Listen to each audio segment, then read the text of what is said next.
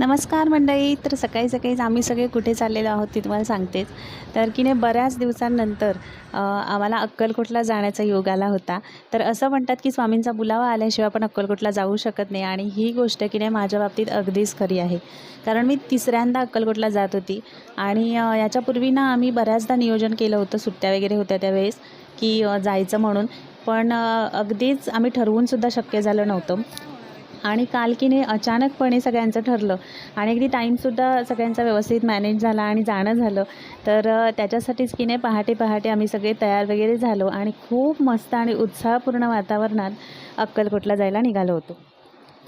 तर वाटेत की नाही थांबून एका ठिकाणी नाश्ता केला आणि त्याच्यानंतर मग पुढच्या प्रवासाला सुरुवात झाली. संध्याकाळपर्यंत आम्ही पंढरपूरला पोचलो होतो आणि एका ठिकाणी मग गाडी पार्क केली आणि तिथून मंदिराकडे जायला निघालो की नाही. तर तिथली एक गंमत सांगते. ही ऑटो आहे. मंदिराकडे जाण्यासाठी ऑटो केली आणि त्या ऑटोमध्ये ना आम्ही सगळेच्या सगळे अगदी व्यवस्थितपणे बसलो होतो. तर मी पहिल्यांदाच बघितलेली अशी अरेंजमेंट ऑटोची, त्याच्यामुळे मला ते खूप कौतुक वाटलं आणि मग ते सुद्धा छोटंसं शूट करून घेतलं होतं.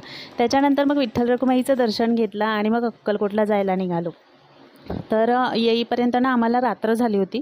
तर मग रूमवरती आलो, छान फ्रेश वगैरे झालो आणि निवांत झोपी गेलो.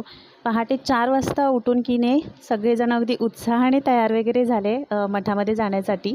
तर खूप गर्दी होती खरं तर. आदल्या दिवशी आम्ही की नाही रूमकडे येत होतो त्यावेळेस पाहिलं तर खूप खूप गर्दी होती. भरपूर गाड्या वगैरे होत्या आणि सलग की नाही 2-3 दिवसांच्या सुट्ट्या होत्या, त्याच्यामुळे पण असू शकतं. तर म्हणून आमचं ठरलं होतं की पहाटे पहाटे लवकर जायचं आणि दर्शन घ्यायचं, म्हणजे व्यवस्थित दर्शन घेता येईल आणि मग तिथून दर्शन घेऊन मग आम्ही घरी यायला निघणार होतो.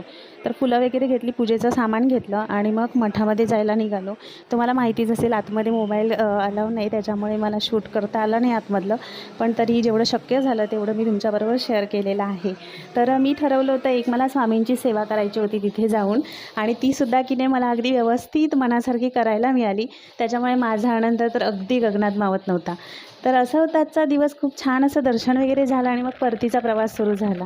आजचा व्हिडिओ कसा वाटला नक्की कमेंट करून सांगा. व्हिडिओ आवडला असेल तर लाईक, शेअर अँड सबस्क्राईब.